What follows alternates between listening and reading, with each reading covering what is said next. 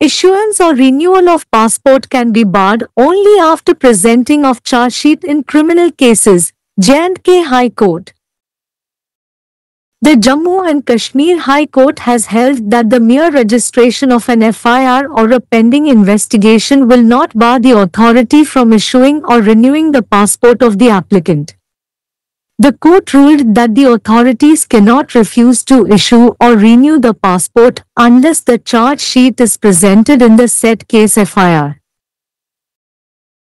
The court also noted that in the FIR lodged against the accused, the investigation was yet to be concluded, and the charge sheet had not been presented before the court.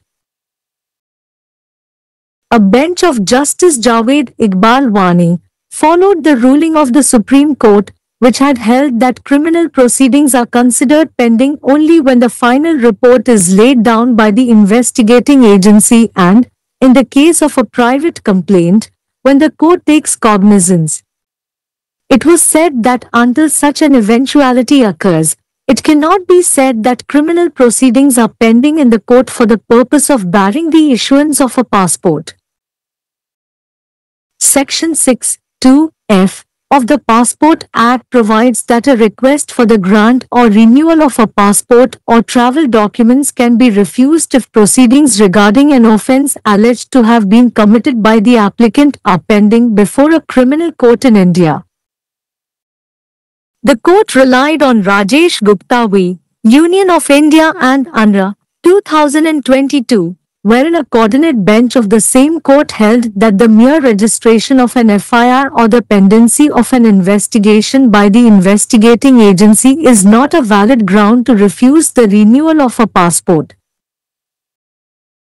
The court directed the Passport Authority to consider the petitioner's application for a passport travel document, notwithstanding the alleged involvement of the petitioner in the FIR and the lack of clearance granted by the Director General of Police, CID, in this regard.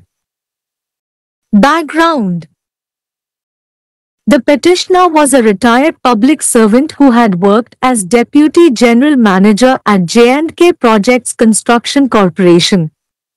While in service, an FIR was registered against him under Sections 468, 471, and 120-B of the IPC, read with Section 5(2) of the Prevention of Corruption Act. However, no charge sheet had yet been presented before the court. The petitioner applied online for the renewal of his passport, but the application was rejected due to the pending FIR. The petitioner argued that halting the reissuance of his passport travel document on account of the pending investigation was illegal and violative of Article 14 of the Constitution. The court, therefore, directed the authority to consider the petitioner's case without taking the pending investigation into account, within a period of 4 weeks. The court also directed the respondent to re-verify whether the charge sheet in the FIR had been presented before the court. Case title: Mohammed Abbas Loan vs. Union of India and ORS, 2025.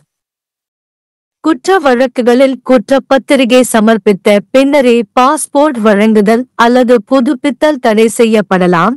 Jammu Kashmir உயர் நீதிமன்றம். ஜம்மு காஷ்மீர் உயர் நீதிமன்றம் வெறும் FIR பதிவு செய்தல் அல்லது நிலுவையில் உள்ள விசாரணை விண்ணப்பதாரரின் பாஸ்போர்ட்டை வழங்குவதையோ அல்லது புதுப்பிப்பதையோ அதிகார சபை தடுக்காது என்று தீர்ப்பளித்துள்ளது. மேற்படி வழக்கு FIR-இல் குற்றப்பத்திரிகை சமர்ப்பிக்கப்படாவிட்டால் பாஸ்போர்ட்டை வழங்கவோ அல்லது புதுப்பிக்கவோ அதிகாரிகள் மறுக்க முடியாது என்று நீதிமன்றம் தீர்ப்பளித்துள்ளது. குற்றம் சாட்டப்பட்டவருக்கு எதிராக பதிவு செய்யப்பட்ட FIR-இல் விசாரணை இன்னும் முடிவடையவில்லை என்றும், குற்றப்பத்திரிகை நீதிமன்றத்தில் சமர்ப்பிக்கப்படவில்லை என்றும் நீதிமன்றம் குறிப்பிட்டது. விசாரணை அமைப்பு இறுதி அறிக்கையை முன்வைக்கும் போதும், தனிப்பட்ட புகாரின் விஷயத்தில் நீதிமன்றம் கவனத்தில் கொள்ளும் போதும் மட்டுமே குற்றவியல் நடவடிக்கைகள் நிலுவையில் இருப்பதாக கருதப்படும் என்றும் உச்ச நீதிமன்றத்தின் தீர்ப்பை நீதிபதி ஜாவேத் இக்பால் வாணி தலைமையிலான அமர்வு பின்பற்றியது. அத்தகைய நிகழ்வு ஏற்படும் வரை பாஸ்போர்ட் வழங்குவதை தடுக்கும் நோக்கத்திற்காக நீதிமன்றத்தில் குற்றவியல் நடவடிக்கைகள் நிலுவையில் உள்ளன என்று கூற முடியாது என்று கூறப்பட்டது. பாஸ்போர்ட் சட்டத்தின் பிரிவு 6(2)(f) இன்படி விண்ணப்பதாரர் செய்ததாக கூறப்படும் குற்றம் தொடர்பான நடவடிக்கைகள் இந்தியாவில் உள்ள குற்றவியல் நீதிமன்றத்தில் நிலுவையில் இருந்தால் பாஸ்போர்ட் அல்லது பயண ஆவணங்களை வழங்க அல்லது புதுப்பிக்க கோரிக்கை மறுக்கப்படலாம். ராஜேஷ் குப்தா எதிர் இந்திய ஒன்றியம் மற்றும் ஆண்டு 2022 வழக்கை நீதிமன்றம் நம்பியிருந்தது. இதில் அதே நீதிமன்றத்தின் ஒருங்கிணைப்பு அமர்வு எஃப்ஐஆர் பதிவு செய்வது அல்லது விசாரணை நிறுவனத்தின் விசாரணை நிலுவையில் இருப்பது மட்டுமே பாஸ்போர்ட்டை புதுப்பிக்க மறுப்பதற்கான சரியான காரணம் அல்ல என்று தீர்ப்பளித்தது. மனுதாரர் இல் ஈடுபட்டதாக கூறப்பட்டாலும் காவல்துறை இயக்குனர் சிஐடி இந்த விஷயத்தில் அனுமதி வழங்கவில்லை என்றாலும் பாஸ்போர்ட் பயண ஆவணத்திற்கான மனுதாரரின் விண்ணப்பத்தை பரிசீலிக்க பாஸ்போர்ட் அதிகாரிக்கு நீதிமன்றம் உத்தரவிட்டது. பின்னணி: மனுதாரர் ஓய்வு பெற்ற பொது ஊழியர். அவர் ஜே.கே. திட்ட கட்டுமான கழகத்தில் துணை பொது மேலாளராக பணியாற்றினார். அவர் பணியில் இருந்தபோது ஊழல் தடுப்புச் சட்டத்தின் பிரிவு 5(2) உடன் சேர்த்து ஐபிசி பிரிவு 468, 471 மற்றும் 12(0)(p) ஆகியவற்றின் கீழ் அவருக்கு எதிராக எஃப்ஐஆர் பதிவு செய்யப்பட்டது. இருப்பினும் நீதிமன்றத்தில் இன்னும் குற்றப்பத்திரிகை சமர்ப்பிக்கப்படவில்லை. மனுதாரர் தனது பாஸ்போர்ட்டை புதுப்பிக்க ஆன்லைனில் விண்ணப்பித்தார். ஆனால் நிலுவையில் உள்ள எஃப்ஐஆர் காரணமாக விண்ணப்பம் நிராகரிக்கப்பட்டது.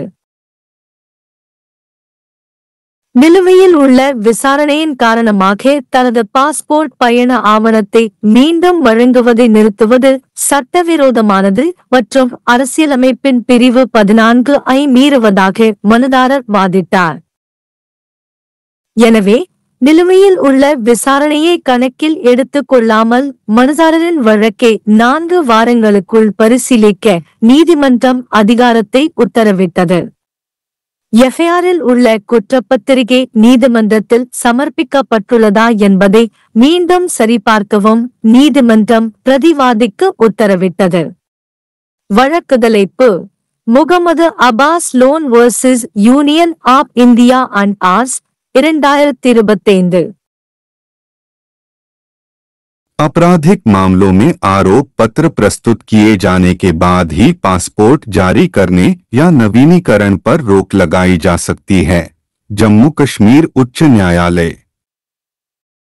जम्मू कश्मीर उच्च न्यायालय ने कहा है कि केवल एफआईआर दर्ज किए जाने या जांच लंबित होने से प्राधिकरण को आवेदक का पासपोर्ट जारी करने या नवीनीकरण करने से नहीं रोका जा सकता। न्यायालय ने कहा कि जब तक उक्त मामले में आरोप पत्र प्रस्तुत नहीं किया जाता, तब तक अधिकारी पासपोर्ट जारी करने या नवीनीकरण करने से इनकार नहीं कर सकते। न्यायालय ने यह भी कहा कि आरोपी के खिलाफ दर्ज एफआईआर में जांच अभी पूरी नहीं हुई है और आरोप पत्र न्यायालय के समक्ष प्रस्तुत नहीं किया गया है। न्यायमूर्ति जावेद इकबाल वानी की पीठ ने सर्वोच्च न्यायालय के उस फैसले का पालन किया जिसमें कहा गया था कि आपराधिक कार्यवाही तभी लंबित मानी जाती है जब जांच एजेंसी द्वारा अंतिम रिपोर्ट प्रस्तुत की जाती है और निजी शिकायत के मामले में जब न्यायालय संज्ञान लेता है। कहा गया कि जब तक ऐसी कोई घटना नहीं होती तब तक यह नहीं कहा जा सकता कि पासपोर्ट जारी करने पर रोक लगाने के उद्देश्य से न्यायालय में आपराधिक कार्यवाही लंबित है। पासपोर्ट अधिनियम की धारा 6(2)(f) में प्रावधान है कि यदि आवेदक द्वारा कथित रूप से किए गए किसी अपराध के संबंध में कार्यवाही भारत में किसी आपराधिक न्यायालय के समक्ष लंबित है, तो पासपोर्ट या यात्रा दस्तावेजों के अनुदान या नवीनीकरण के अनुरोध को अस्वीकार किया जा सकता है। न्यायालय ने राजेश गुप्ता बनाम भारत संघ और अन्य 2022 पर भरोसा किया, जिसमें उसी न्यायालय की एक समन्वय पीठ ने माना कि केवल एफआईआर दर्ज होना या जांच एजेंसी द्वारा जांच लंबित होना पासपोर्ट के नवीनीकरण से इनकार करने का वैध आधार नहीं है। न्यायालय ने पासपोर्ट प्राधिकरण को याचिकाकर्ता के पासपोर्ट यात्रा दस्तावेज के लिए आवेदन पर विचार करने का निर्देश दिया, भले ही एफआईआर में याचिकाकर्ता की कथित संलिप्तता और इस संबंध में पुलिस महानिदेशक सीआईडी द्वारा दी गई मंजूरी की कमी हो। पृष्ठभूमि: याचिकाकर्ता एक सेवानिवृत्त लोक सेवक था, जिसने जम्मू कश्मीर परियोजना निर्माण निगम में उपमहाप्रबंधक के रूप में काम किया था। सेवा में रहते हुए उनके खिलाफ भ्रष्टाचार निवारण अधिनियम की धारा 5(2) के साथ आईपीसी की धारा 468, 471 और 120(b) के तहत एफआईआर दर्ज की गई थी। हालांकि अभी तक कोर्ट के समक्ष कोई चार्जशीट पेश नहीं की गई थी। याचिकाकर्ता ने अपने पासपोर्ट के नवीनीकरण के लिए ऑनलाइन आवेदन किया था, लेकिन लंबित एफआईआर के कारण आवेदन खारिज कर दिया गया। याचिकाकर्ता ने तर्क दिया कि लंबित जांच के कारण उनके पासपोर्ट यात्रा दस्तावेज को फिर से जारी करने पर रोक लगाना गैरकानूनी है और संविधान के अनुच्छेद 14 का उल्लंघन है। इसलिए कोर्ट ने प्राधिकरण को लंबित जांच को ध्यान में रखे बिना याचिकाकर्ता के मामले पर 4 सप्ताह की अवधि के भीतर विचार करने का निर्देश दिया। कोर्ट ने प्रतिवादी को यह भी निर्देश दिया कि वह फिर से सत्यापित करे कि एफआईआर में आरोप पत्र कोर्ट के समक्ष पेश किया गया था या नहीं। केस शीर्षक: मोहम्मद अब्बास लोन बनाम भारत संघ और अन्य 2025।